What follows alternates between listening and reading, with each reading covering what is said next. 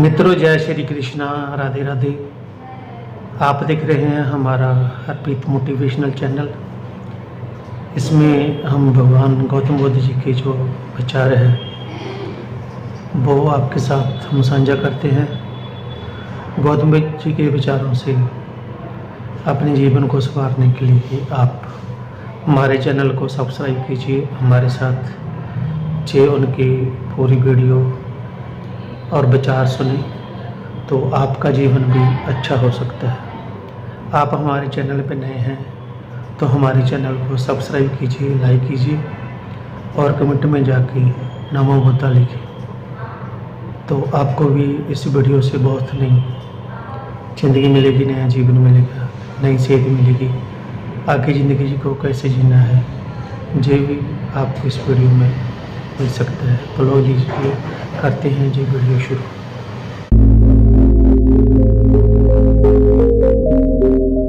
दोस्तों, हम सभी एक दूसरों को देखकर यह सोचते हैं कि हमसे सुखी तो वह है, उसके पास तो घर है, परिवार है, वह कितना खुश है, और मेरे पास तो सिर्फ और सिर्फ दुख है।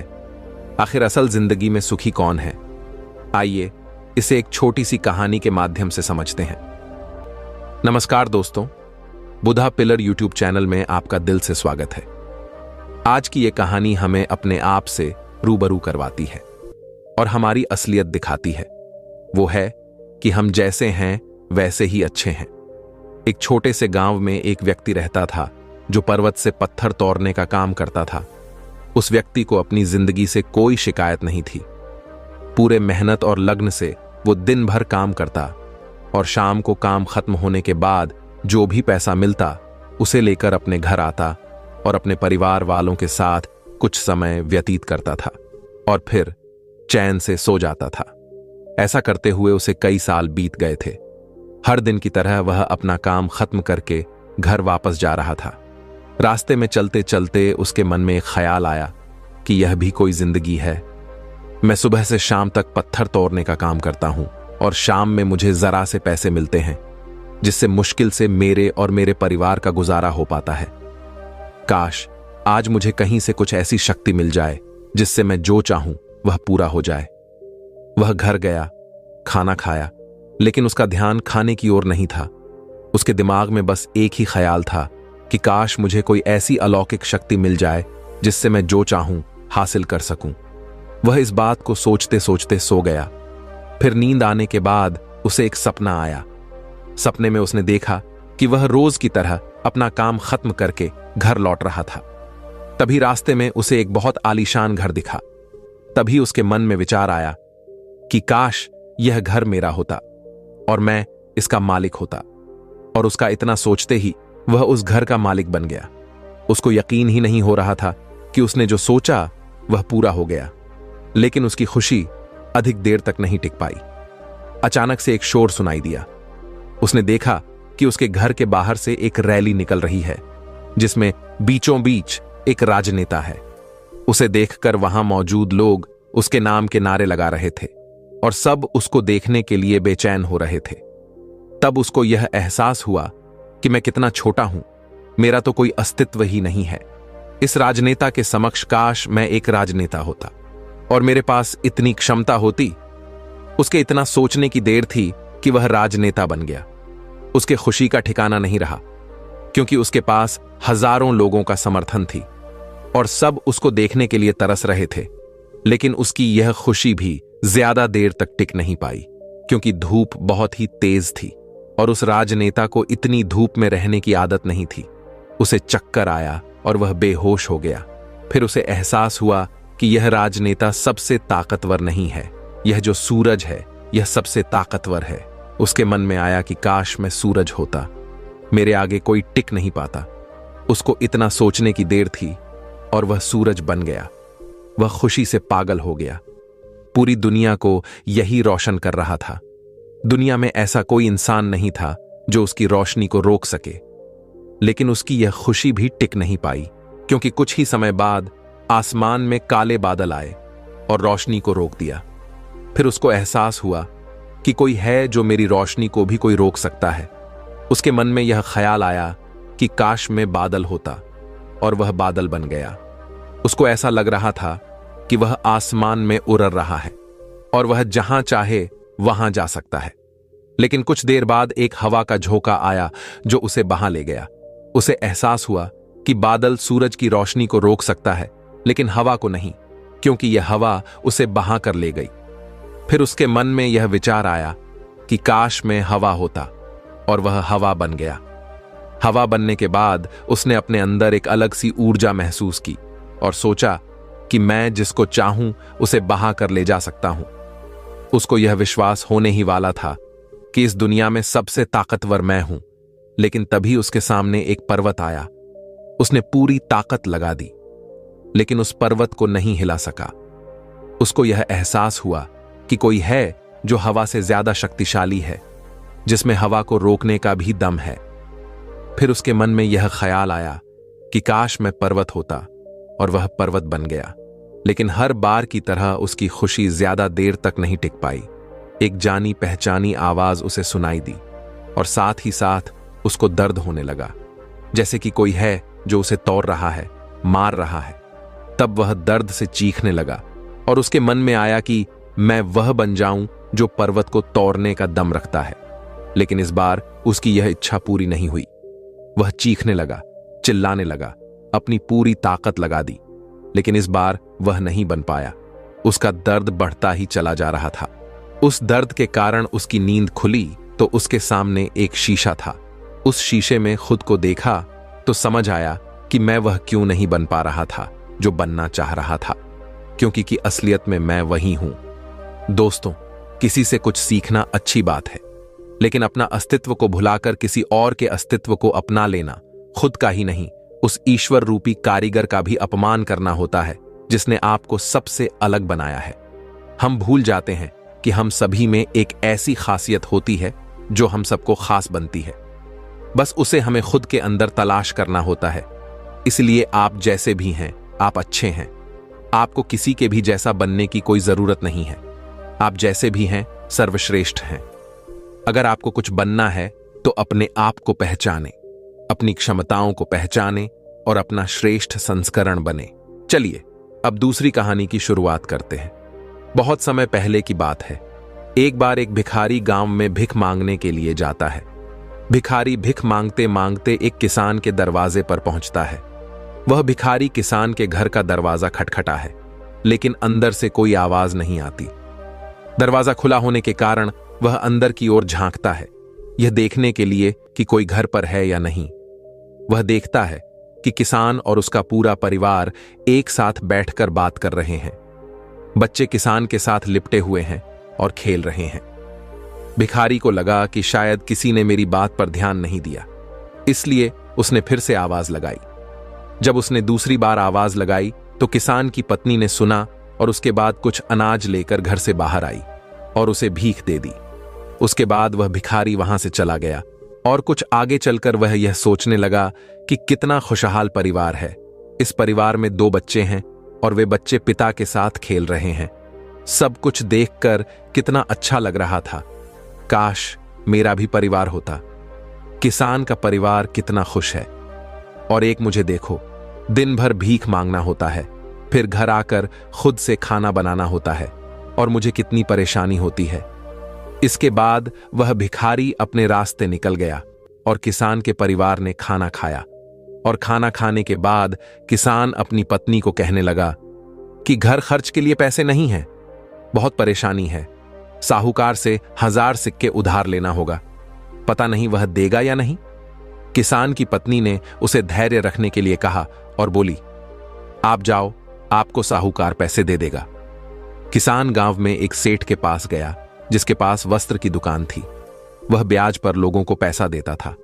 किसान ने सेठ से 1000 सिक्के मांगे और जब सेठ किसान को पैसा दे रहा था तो उसने देखा कि वहां पैसों का अंबार लगा हुआ है।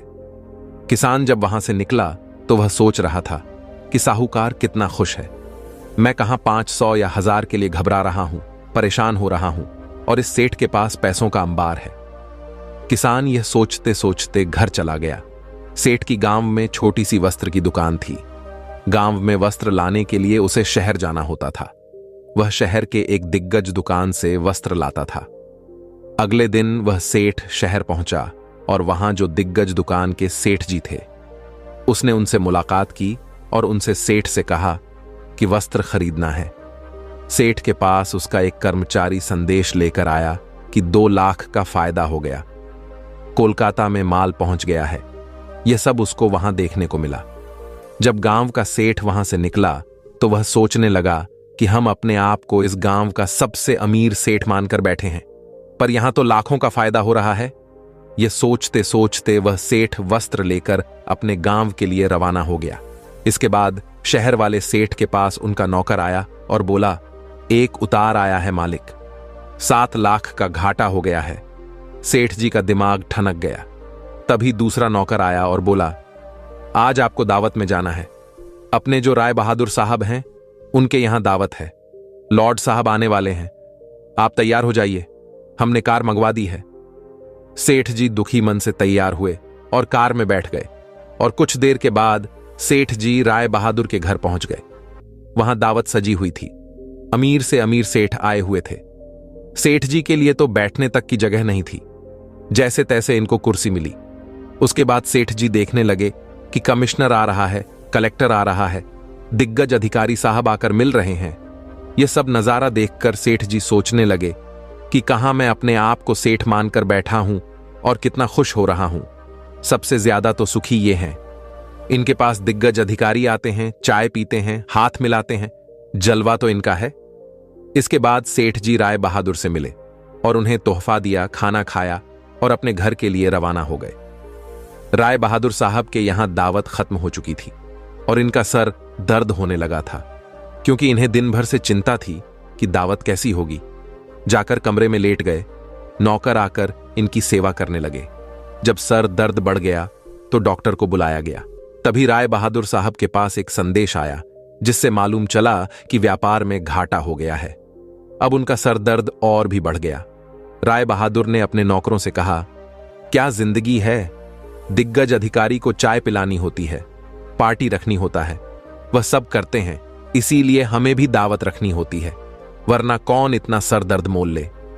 तभी उन्होंने देखा कि खिड़की से एक भिखारी जा रहा था, जो अपने हाथ में लाठी लेकर गाना गा रहा था। राय बहादुर साहब ने नौकरों से कहा, देखो, जिंदगी में खुश तो ये है, सुखी तो ये है, इसको कोई चिंता नहीं है, ना घाटे की ना फायदे की। यह वही भिखारी था जो किसान को सुखी मानता था, खुश मानता था। दोस्तों, हर इंसान खुश तो है, लेकिन वह अपने से धनवान व्यक्ति को देखकर दुखी हो जाता है और उसे लगता है कि सिर्फ धनवान व्यक्ति ही खुश और सुखी है। लेकिन धनवान होने का अर्थ यह नहीं कि वह व्यक्ति सुखी भी है। अगर आप जीवन में खुश और सुखी रहना चाहते हैं तो अपने से धनवान की ओर ना देखें, क्योंकि हो सकता है जो जीवन आप जी रहे हो वैसा जीवन पाने के लिए भी कुछ लोग तरस रहे हों। और तीसरी सिख जो हमें इस कहानी से सीखनी चाहिए। एक गांव में एक राजा था जिसने अपने जीवन काल में कई युद्ध जीते थे और काफी हद तक अपने साम्राज्य का विस्तार किया था, क्योंकि समय के साथ राजा की सूझबूझ और साहस के कारण साम्राज्य बढ़ता गया। राजा या तो अपने शत्रुओं को परास्त करके वहां अपने साम्राज्य का झंडा लगा देता था, या फिर शत्रु स्वयं उसके सामने आत्मसमर्पण कर देता था। साम्राज्य के अंदर भी सुख और शांति का माहौल था। लोग बिना किसी भय के खुशी से रहते थे। इसी तरह उनका जीवन अब 55 वर्ष का हो गया था। राजा बहुत खुशी और धूमधाम के साथ रहता था, लेकिन अब वह वयस्क हो चुका था। उसका एक ही बेटा था जिसकी उम्र सिर्फ 16 वर्ष की थी। राजा जानते थे कि इतने दिग्गज साम्राज्य पर शासन करने के लिए उम्र से ज्यादा समझदारी और कुछ महत्वपूर्ण बातें मायने रखती हैं। जो इन बातों को अपना लेता है वह इतने दिग्गज साम्राज्य पर आसानी से शासन कर सकता है। तभी एक दिन राजा ने अपने बेटे को अपने कक्ष में बुलाया और कहा कि सुनो बेटा, इससे कोई फर्क नहीं होता कि आप 16 साल के हैं या 55 साल का हूं। दुनिया आपकी हैसियत के मुताबिक आपकी इज्जत करेगी। हर कोई चाहता है कि लोग उसकी इज्जत करें, उसे मजबूत समझे, लेकिन यह इतना आसान नहीं है। अगर आप चाहते हैं कि लोग आपका सम्मान करें तो सबसे पहले यह याद रखें कि कभी भी किसी से आपका खुद का सम्मान करने के लिए ना कहे, किसी से सम्मान की भीख ना मांगे। यह कमजोरी की निशानी है। क्योंकि सम्मान लोगों के लिए एक शक्ति है। आप बने इतना अनमोल और शक्तिशाली ताकि उन्हें आपका सम्मान करना हो।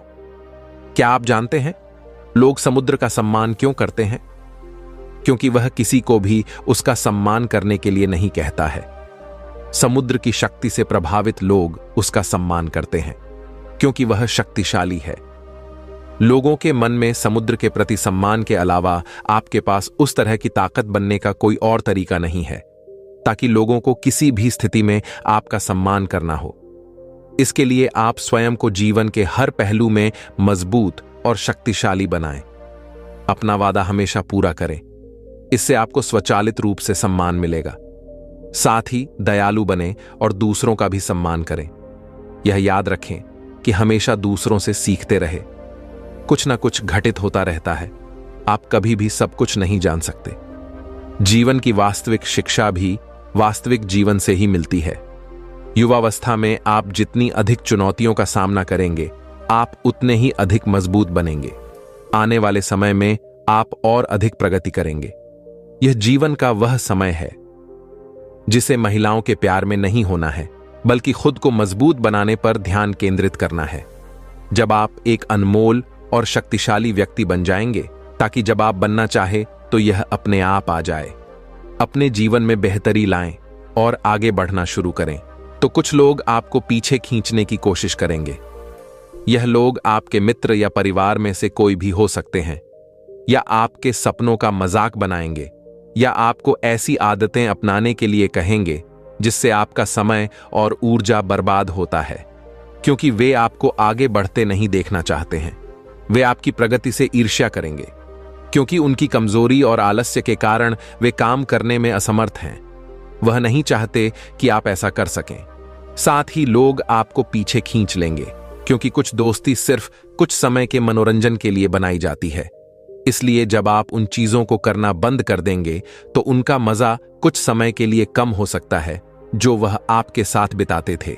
इसीलिए वे आपको पीछे खींचने की कोशिश करेंगे और आपको अपने जैसा बना देंगे।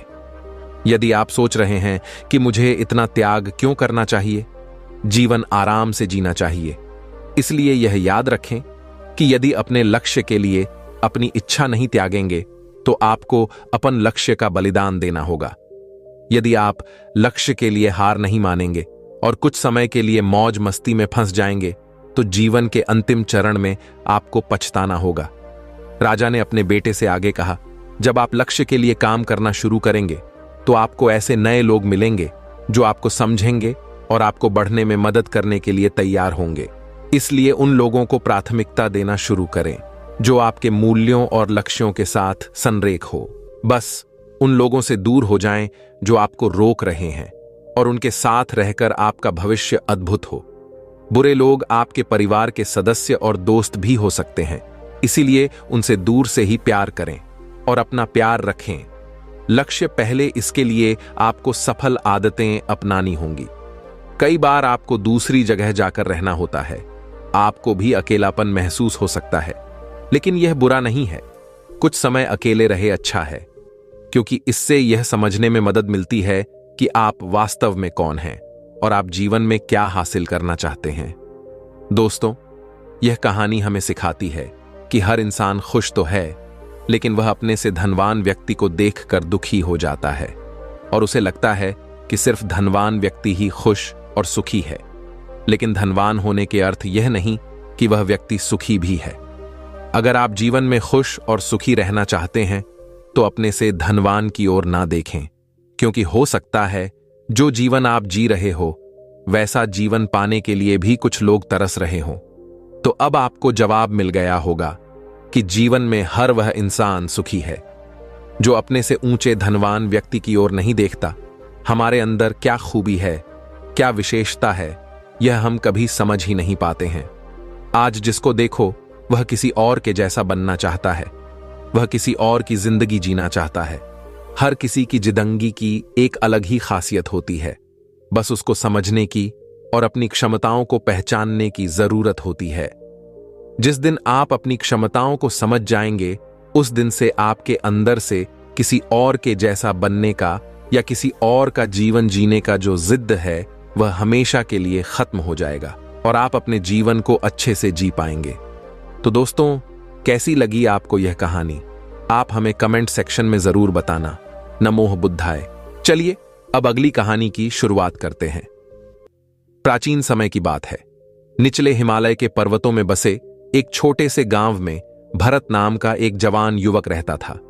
भरत अपनी गुस्सैल स्वभाव और अशांत मन के लिए पूरे गांव में प्रसिद्ध था।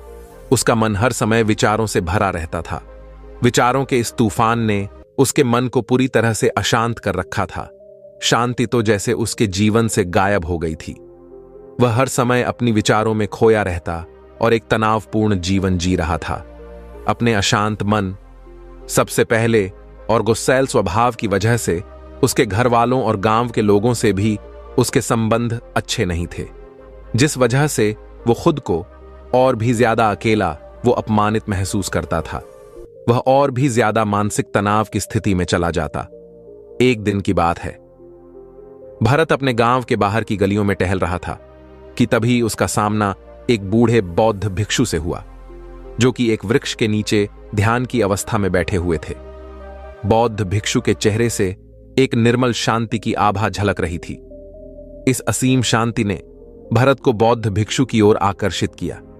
जब वो बौद्ध भिक्षुक के निकट पहुंचा तो उसने उनके चारों तरफ एक सकारात्मक ऊर्जा का अनुभव किया। भरत को यह महसूस हुआ कि इस अद्भुत शांति और असीम सकारात्मक ऊर्जा का स्रोत कहीं ना कहीं उन बौद्ध भिक्षु के भीतर ही है। इसीलिए वह बैठकर उनके आंख खुलना का इंतजार करने लगा। कुछ देर बाद जब बौद्ध भिक्षु ने अपनी आंखें खोलीं तो उन्होंने अपने सामने एक जवान युवक को बैठा पाया, जो कि काफी तनावग्रस्त था और नकारात्मक भावनाओं से भरा हुआ था। भरत ने बौद्ध भिक्षु की ओर लालसा भारी नजरों से देखा और बहुत सम्मानपूर्वक कहा, गुरुवर, मेरा मन बहुत अशांत है। मेरे मन के विचार मुझे खाए जा रहे हैं। मैं एक क्षण के लिए भी शांति को अनुभव नहीं कर पा रहा हूं। क्या आप मुझे सिखा सकते हैं कि मैं अपने इस अशांत मन को शांत कैसे कर सकता हूं? बौद्ध भिक्षु ने भरत के दर्द को समझते हुए उसकी ओर दया भारी नजरों से देखा और कहा, भंते, मैं तुम्हें एक कहानी सुनाना चाहता हूं। इस कहानी में मानसिक शांति और खुशहाली का रहस्य छुपा है। मगर क्या तुम इस कहानी को सुनना चाहोगे? भरत ने हां में अपना सर हिल दिया और पूरी एकाग्रता के साथ कहानी सुनने को तैयार हो गया। उसके अंदर की उत्सुकता अब अपने चरम पर थी। बौद्ध भिक्षु ने कहानी सुनी शुरू की। बहुत समय पहले की बात है। एक नगर में शक्ति नाम का एक आदमी रहता था। शक्ति बहुत ही महत्वाकांक्षी व्यक्ति था। उसे हर काम में लोगों से तारीफ चाहिए होती थी। अगर उसे किसी काम में असफलता या लोगों से बुराई सुनने को मिलती थी तो वह गहरी चिंता और तनाव में चला जाता था। उसका मानना था कि सफलता और भौतिक संपत्ति उसे मनचाहा सुख देगी, लेकिन मैं जितना ही सफलता और तारीफ के पीछे भागता, वह उतने ही गहरे मानसिक तनाव में खो जा रहा था। लेकिन एक दिन अचानक ही शक्ति का सामना उसके समय के एक बहुत ही प्रसिद्ध बौद्ध भिक्षु से हुआ, जिनका नाम था महाकौशल। महाकौशल अपने हजारों शिष्यों को ध्यान साधना की शिक्षा दिया करते थे और वो खुद भी एक बहुत ही ज्ञानी व्यक्ति थे। महाकौशल की अद्भुत एकाग्रता और स्थिर से प्रभावित होकर शक्ति ने उनसे अपने भटकते मन को शांत करने का तरीका जानना चाहा। शक्ति ने कहा, गुरुवर, मैं हमेशा सफलता के पीछे भागता रहता हूं और लगातार अधिक से अधिक पाने के लिए प्रयास करता रहता हूं, फिर भी मुझे कोई स्थायी संतोष या आत्मा संतुष्टि नहीं मिलती। इस निरंतर बेचैनी के बीच मुझे शांति कैसे मिल सकती है? भिक्षु महाकौशल ने शक्ति की ओर करुणा भारी नजरों से देखा और उत्तर दिया, तुम्हारा मन एक अशांत नदी की तरह है जो हमेशा बहता रहता है। वो कभी भी स्थिर नहीं रहता। अपने अशांत मन को शांत करने के लिए तुम्हें अपने विचारों को बिना किसी रुकावट के जाने देने की कला सीखनी होगी। शक्ति हैरान था। उसने कहा, लेकिन मैं विचारों को कैसे जाने दे सकता हूं? आखिर मैं भी तो अपनी इच्छा हूं और महत्वाकांक्षाओं का पुतला हूं। यह सुन भिक्षु महाकौशल मुस्कुराए और बोले, कल्पना करो कि तुम्हारे हाथ में पानी से भरा एक गिलास है। अब तुम जितनी देर तक इसे हाथ में उठाकर रखोगे, यह उतना ही भारी होता चला जाएगा। और अगर तुम काफी लंबे समय तक इसे अपने हाथ में रखोगे तो तुम्हारे हाथ में दर्द होना शुरू हो जाएगा। पर यदि तुम इस पानी से भरे ग्लास को जाने देते हो तो बोझ खत्म हो जाएगा। भरत ने कहानी और उसके संदेश को ध्यान से सुना। वह समझ गया कि अपने विचारों और इच्छाओं से चिपके रहना ही उसके बोझ को बढ़ाता है और उसके अंदर अशांति पैदा करता है। अब भरत को कहानी का अंत सुनने की बेसब्री थी। बौद्ध भिक्षु ने कहानी को जारी रखते हुए कहा, शक्ति ने बौद्ध भिक्षु महाकौशल की सलाह को मानते हुए विचारों को जाने देने का अभ्यास करना शुरू कर दिया। वह अपने विचारों और भावनाओं को बिना किसी पूर्व निर्णय के बस आते और जाते हुए देखता। अब उसने विचारों को पकड़ना त्याग दिया था। उसके अंदर विचार उठते और स्वतः ही समाप्त हो जाते थे। धीरे धीरे उसे महसूस होने लगा कि उसकी इच्छाएं और लगाव ही उसके सभी दुखों का कारण है। जैसे जैसे शक्ति गहरी साधना में उतरता गया, उसने पाया कि वर्तमान में रहना ही आंतरिक शांति का एकमात्र स्रोत है। वह स्वयं को वर्तमान में स्थिर करके अपने मन की निरंतर बकबक से छुटकारा पा सकता है। धीरे धीरे शक्ति का मन एक शांत सरोवर की तरह हो गया, जो अपने चारों ओर की सुंदर दुनिया को अपने में चित्रित कर लेता है। उसने जीवन की सादगी में संतोष पाकर अति महत्वाकांक्षा और भौतिक संपत्ति के प्रति अपने लगाव को त्याग दिया। जैसे ही लोगों के बीच शक्ति के अंदर हुए इस अद्भुत बदलाव की खबर फैली, दूर दूर से लोग उससे मार्गदर्शन लेने आने लगे। वह लोगों को विचारों को मुक्त करने की कला सिखाकर और स्वयं के भीतर शांति पाने का मार्गदर्शन देकर लोगों के बीच शांति और ज्ञान का प्रकाश स्तंभ बन गया। शक्ति और भिक्षु महाकौशल की कहानी खत्म करने के बाद बौद्ध भिक्षु कुछ देर के लिए मौन हो गए, ताकि भरत के अंदर इस कहानी का अर्थ गहराई से बैठ सके। भरत ने बूढ़े बौद्ध भिक्षु की ओर देखा। अब उसकी आंखों में एक नई समझ दिखाई दे रही थी। भरत ने धीमी आवाज में फिर एक प्रश्न किया, मुनिवर, मुझे इस कहानी में ज्ञान दिखाई दिया है, लेकिन मैं इस कहानी की शिक्षा को अपने जीवन में कैसे लागू कर सकता हूं? मैं अपने अशांत मन को कैसे शांत कर सकता हूं? भरत के इस ईमानदारी भरे प्रश्न पर बौद्ध भिक्षु मुस्कुराए और फिर बोले, अशांत मन को शांत करने का अभ्यास आत्म जागरूकता से शुरू होता है। अपने अंदर उठने वाले विचारों को देखने के लिए हर दिन कुछ समय निकालो।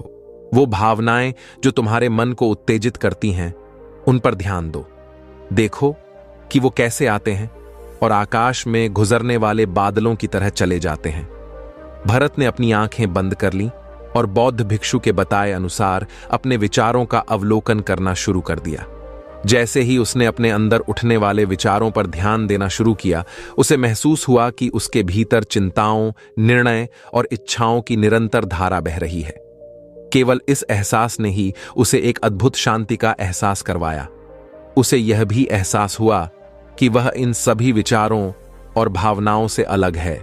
बौद्ध भिक्षु ने आगे कहा, जैसे शक्ति ने खुद को हर तरह के लगाव और आसक्ति से अलग कर दिया था, इसी तरह से तुम भी अपने मन को परेशान करने वाले विचारों और भावनाओं को खुद से मुक्त करने का अभ्यास विकसित कर सकते हो।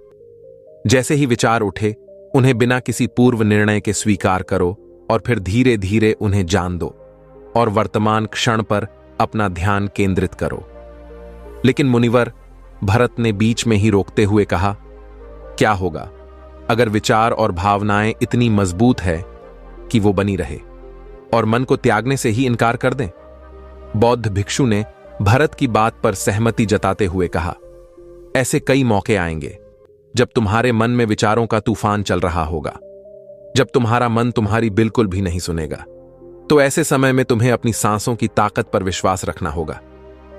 बौद्ध भिक्षु ने एक बार फिर भरत को अपनी आंखें बंद करके अपने पेट के फूलना और पिचकना को महसूस करते हुए अपनी सांसों पर ध्यान केंद्रित करने के लिए कहा।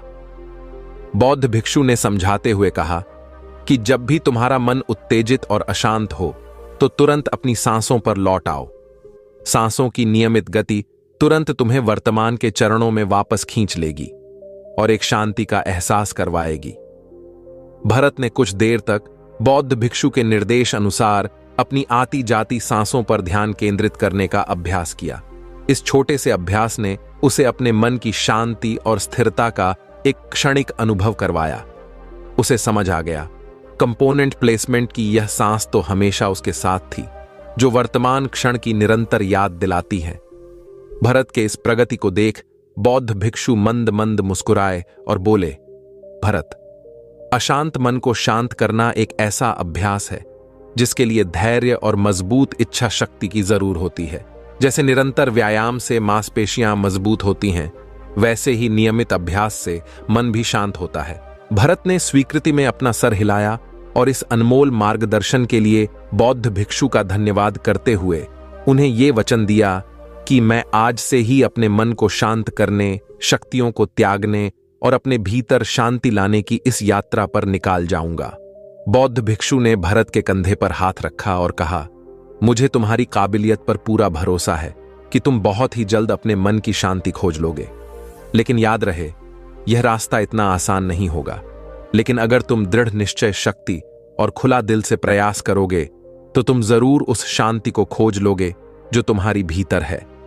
उसी दिन से भरत ने अपने अशांत मन को शांत करने के अभ्यास के लिए खुद को प्रतिबद्ध किया और हर दिन ध्यान करने के लिए एक अलग समय निर्धारित किया।